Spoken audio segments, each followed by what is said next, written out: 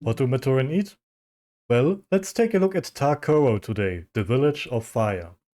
Due to its central location on the island, plain paths and the safety provided by the Ta-Koro guard, traders prefer to choose paths that lead them through Ta-Koro. This is supported even further by Ta-Koro's close ties to Onu-Koro, which they source ores and lightstones from. Because of this, Ta-Koro has access to a variety of items from most other Wahis, likely resulting in the amalgamation of many different food items. But this doesn't mean they don't have any food of their own. Though Tawahi is mostly seen with a burnt forest, this means that there once was rich vegetation. Also, as the region is constantly in contact with lava, Ta-Koro soil would be especially rich and perfect to grow food. And of course, they still have access to the sea.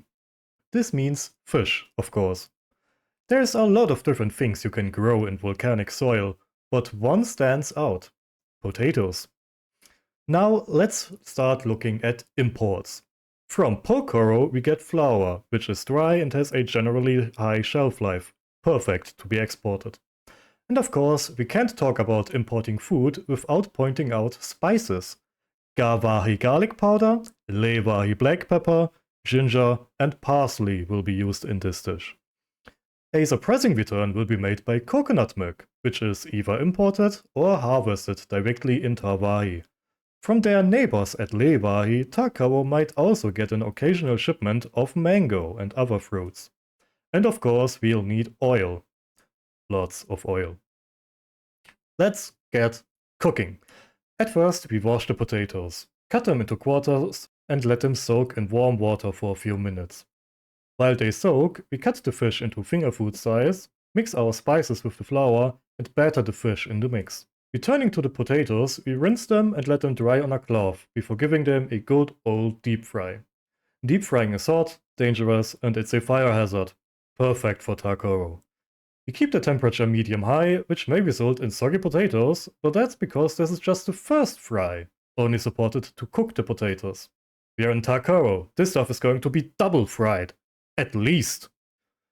This is not only to make them more appealing, but I can imagine a Ta-Koro guard being supplied with pre-cooked food for their shifts, which they could just eat as it is, but would very likely cook again, to warm it up. So, we take the cooked potatoes from the oil, place them in a bowl laid with a cloth to get out excess oil, and place them in the fridge to let them completely cool down. While the potatoes cool, we bring the coconut milk up to heat. This is going to be our sauce, our dip, which we thicken by whisking in some of our batter. Switching to a spoon, we then put in some pieces of mango. Realizing the issue, we switch tool again and mash the mango pieces as good as we can. At this point, the flour would likely have absorbed some of the fish's moisture, allowing us to add another layer of batter.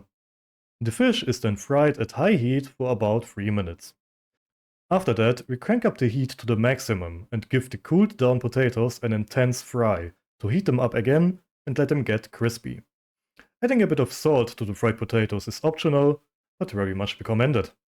And here we have it!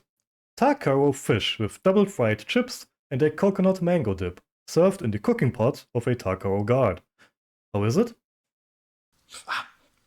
Hot.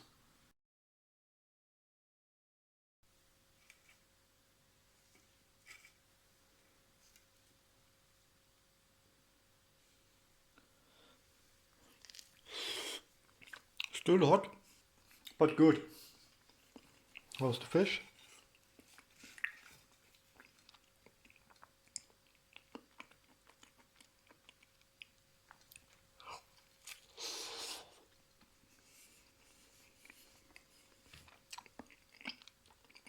Of course, it's good. 6 out of 10 with a lot of potential. I didn't get the chips crispy enough and the dip could use some more mango.